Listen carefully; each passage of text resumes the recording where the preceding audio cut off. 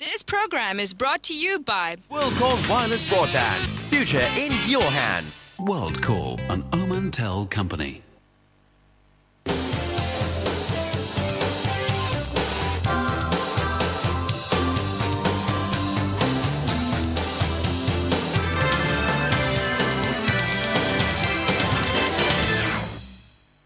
This is Business Plus and you're watching The Market Show. I'm your host Tariq Khan Javed.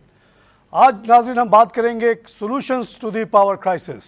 आपने बहुत talk show सुने होंगे, बहुत बातें हो रही हैं, यहाँ भी हो रही है, इंडिया में भी हो रही है। आपको पता है 2 दिन पहले इंडिया पूरा का पूरा आधा इंडिया, नॉर्दर्न इंडिया तारीकी में डूब गया। 650 billion people in an industrialized country were without electricity for more than 2 days. Pakistan, India, सब जगह आपको पाकिस्तान में पता है कि रोज़ाना मुजाहरे हो रहे हैं, टायर जलाए जा रहे हैं, गाड़ियां जलाई जा रही हैं इन मुजाहरों में। तो इसके पीछे क्या है, क्यों हमारे इलाके में बिजली की इतनी कमी है? इंडस्ट्रियलाइजेशन हो गई, कंजम्पशन बढ़ गया, लेकिन इलेक्ट्रिसिटी हम प्रोड्यूस क्यों नहीं कर पाते? Electricity production is one of the most profitable business in the world. सबसे स्टेबल बिजनेस माना जाता है दुनिया भर में। एज ए बैंकर हमने आंख बंद करके अरबों खरबों डॉलर बांट दिए, इलेक्ट्रिकल कंपनीज को दे दिए, क्योंकि हमें पता था कि इससे ज़्यादा अच्छी इन्वेस्टमेंट कहीं नहीं हो सकती। जब आपके पास गारंटीड कस्टमर हो तो किसी चीज़ को प्रोड्यूस करना कोई मसला नहीं होता है। पैसे बहुत दुनिया भर में मौजूद है, हर जगह से पैसे आ जाते हैं जहाँ जिस कारोबार में फ़ायदा हो। इंडिया पाकिस्तान में बिजली क्यों नहीं बनती? क्यों हमारे पास गैप है? क्यों इसको एज ए बिज़नेस अपॉर्चुनिटी क्यों नहीं लिया जाता? किसी चीज़ की शॉर्टेज बिजनेसमैन के लिए खुशखबरी होती है कि चलो यहाँ पे शॉर्टेज है, मैं यहाँ इन्वेस्टमेंट करूँ, यहाँ अपना सरमाया लगाऊँ, पैसे कमाऊँ। इलेक्ट्रिसिटी में ऐसा क्यों नहीं होता? क्यों इतना बड़ा गैप है? इस पर हम बात करने के लिए आज मैंने एक मुनफरद शख्सियत को दावत दी है, जिनका नाम है शेख मोहम्मद इकबाल साहब, जिन्होंने इस मौजू पे बहुत तफसील से स्टडी किया है और इस सिलसिले में बहुत सारे आर्टिकल्स इनके आए हैं। शेख साहब, welcome to the show. Thanks for taking your time. आप बिजी शेड्यूल से निकाल के आए। Thank you sir. आपके आर्टिकल्स हमने पढ़े थे, इसलिए आपको हमने जहमत दी। प्रॉब्लम के बारे में तो दिन रात बात होती रहती है, पार्लियामेंट भी बड़ा एक्टिव है, जी, सूबे भी बड़े एक्टिव हो गए, हमारे चीफ मिनिस्टर पंजाब टेंट में बैठे हुए हैं, लेकिन सोल्यूशन की कोई बात नहीं करता। आपको इसीलिए थोड़ा जहमत दी है। तो आप पाकिस्तान के बारे में तो बताएं, थोड़ा सा इंडिया को भी टच कर लीजिएगा as a bigger part of the region. जी, और आजकल हमारे ताल्लुकात भी अच्छे होते जा रहे हैं। आज उन्होंने पाकिस्तानी इन्वेस्टमेंट भी अलाउ कर दिया है, which is a welcome thing. Please देखिए, बात यह है कि किसी भी मुल्क में जहाँ पावर जनरेटिंग सेट्स होते हैं और हुकूमत की तहवील में चलते हैं, जब वो रेटेड कैपेसिटी पे नहीं चला पाते, तो ऐसी सूरत में वर्ल्ड बैंक ने और IMF ने कुछ प्रोग्राम रखा है कि इंडिपेंडेंट पावर प्रोड्यूसर्स इंट्रोड्यूस हो जाते हैं। अच्छा, they pave their way in the system. और वो उनका बड़ा वाज़ेह पॉलिसी है कि हम रुपया लगा देंगे, आपके फाइनेंसेस जो हैं वो कम हैं, बिजली हम प्रोड्यूस कर देंगे और वो जो पैसा आपका बच जाए उस पैसे से आप तालीम और सेहत के शोबों में अपने मुल्क की बेहतरी करें। सही। बज़ाहिर ये बड़ा सुहाना ख्वाब है। इस ख्वाब का शिकार इंडोनेशिया हुआ, अच्छा, फिलीपीन हुआ, क्रोएशिया हुआ, डोमिनिकन रिपब्लिक हुआ, केनिया हुआ, युगांडा हुआ, कोस्टारिका हुआ और कई एक ममालिक हुए, और वहाँ पूरा बिजली का निज़ाम कोलैप्स कर गया। अब अगर आप देखें कि दुनिया में ऐसा हो गया है, तो कम से कम दाना आदमी सीख लेता है और बेवकूफ़ आदमी उसी को फॉलो करता है।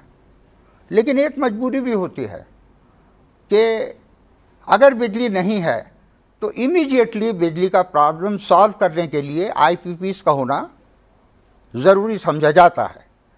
लेकिन मुझे हैरत है कि पाकिस्तान में अव्वल तो सियासतदान जानते नहीं, ये नारे लगा के matric, inter pass, non technical, non professional लोग हैं।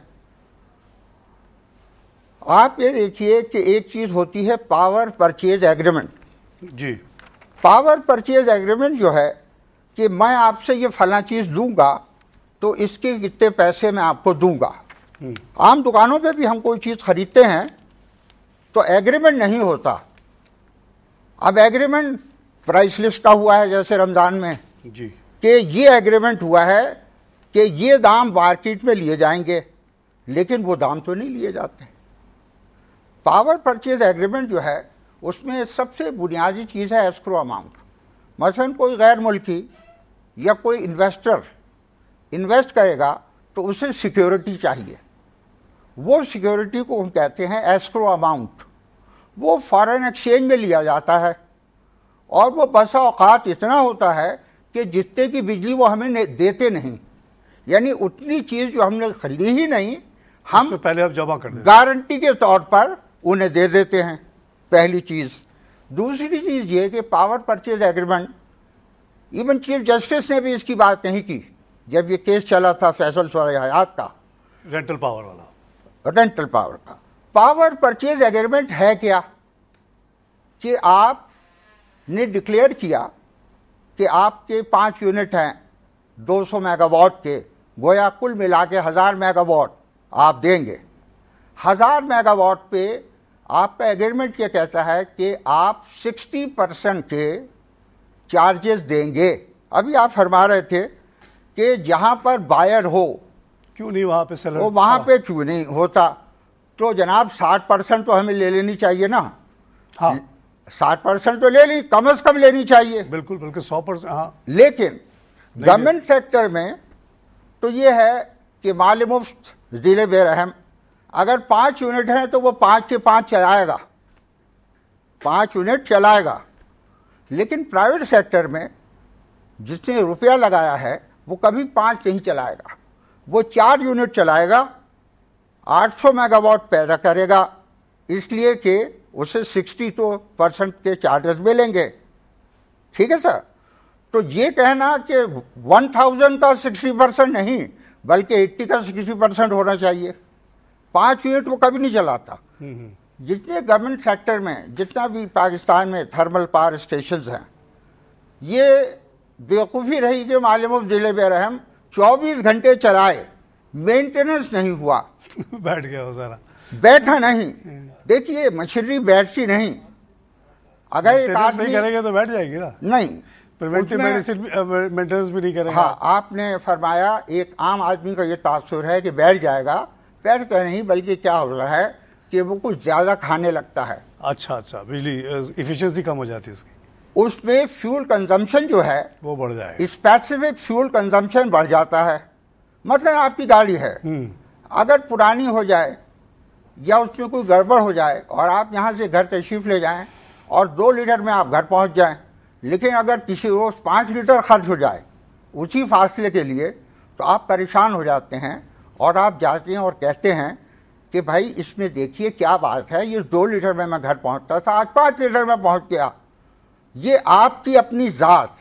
जिस मुल्क में लोग इस मुल्क को अपना ना समझें, दर्द ना हो, खुदा का खौफ ना हो, पाकिस्तान में स्पेसिफिक फ्यूल कंजम्पशन जो है हमारे एग्जिस्टिंग प्लांट का 5 टाइम्स है।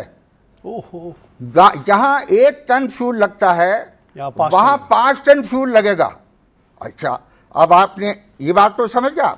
आपने गाड़ी की मिसाल दी, अगर गाड़ी को प्रॉपर्ली मेंटेन ना किया जाए तो वो 2 के बजाय 5 ही खाएगा। तो मेंटेनेंस इंपॉर्टेंट फैक्टर हुआ ना। हुआ। दुनिया भर में ये देखा जाता है कि एक शेड्यूल होता है जी, कि हर चीज का उनको पता होता है कि अगर मिसाल गाड़ी की हम ले लें जी जी कि 25,000 पे ये पार्ट्स बदल दिए जाएंगे मैंडेटरी। जी जी, आपसे पूछा नहीं जाएगा। आप जब स्टेशन में ले जाएंगे वो कहेगा 25,000 का ये मेंटेनेंस के लिए लाएं आप, तो ये टायर भी बदलेगा, ये भी बदलेगा, चाहे वो बिल्कुल सही भी नजर आ रहा हूँ। आप जब 50,000 पे लेके जाएंगे तो मजीद चीजें बदल जाएंगी। तो यहाँ अगर आप कह रहे हैं कि गवर्नमेंट वाले चलाते चले गए विदाउट मेंटेनेंस, तो ये होना है। अच्छा, एक तो ये बात हो गई। आपने सुना होगा रेलवे बैठ गई डर्टी लूब ऑयल टेक्नोलॉजी से ये जो इस्तेमाल किया हुआ तेल है, इससे रिसाइकिल कर जो तेल बनाया गया जिसमें कोई लुब्रिकेशन की क्वालिटीज नहीं थी, तमाम जनरेटिंग सेट्स में वो डाला गया। हमारी जितने जनरेटिंग सेट्स हैं पूरे पाकिस्तान के, इसमें सिलेंडर लाइनर वियर डाउन है, पिस्टन खराब हैं, रिंग्स नहीं हैं, थर्मल एफिशिएंसी कम है, मैकेनिकल एफिशिएंसी कम है, बेरिंग्स लॉसेस हैं, तेल गंदा डाला गया है, 5 गुना तेल इस्तेमाल कर रहे हैं, पावर लॉसेस हैं, और एक चीज़ होती है आयरन लॉसेस। जब रोटर स्टेटर के दरमियान मूवमेंट होता है तो दुनिया का कायदा है कि चीज़ें बराबर रखी जाती हैं, दाएं बाएं आगे पीछे बराबर गैप होता है। अगर वो गैप मुख्तलिफ हो जाए तो फिर आयरन लॉसेस होते हैं, टकराना शुरू हो जाएगा। पहले तो आयरन लॉसेस होती हैं, जो इस वक्त पाकिस्तान में 7.5% आयरन लॉसेस हैं। अब उसे ठीक करने के लिए पूरा स्ट्रक्चर जो है उसको अलाइन करना होगा। उसके लिए टेक्निकल टर्म है, डिफ्लेक्शंस लिए जाते हैं वेब्स के। पाकिस्तान में आज तक डिफ्लेक्शन लिया नहीं गया। पाकिस्तान में अगर हुकूमत चाहे, मैं सोल्यूशन की बात कर रहा हूँ, जी जी जी, कि पाकिस्तान ये देखे कि जो हमारे थर्मल प्लांट्स हैं उसमें फ्यूल, स्पेसिफिक फ्यूल कंजम्पशन क्या है। स्पेसिफिक फ्यूल कंजम्पशन कहते हैं कि 1 हार्स पावर बनाने के लिए कितना तेल इस्तेमाल हुआ। अब ये हुकूमत भी कहती है, बेवकूफ़ लोगों को बनाती है, इसलिए कि मजबूरी है।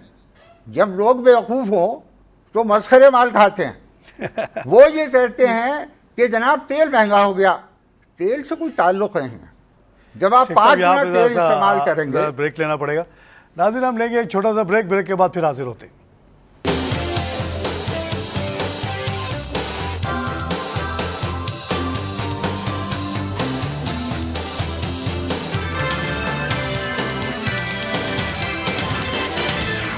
This program is brought to you by WorldCall Wireless Broadband.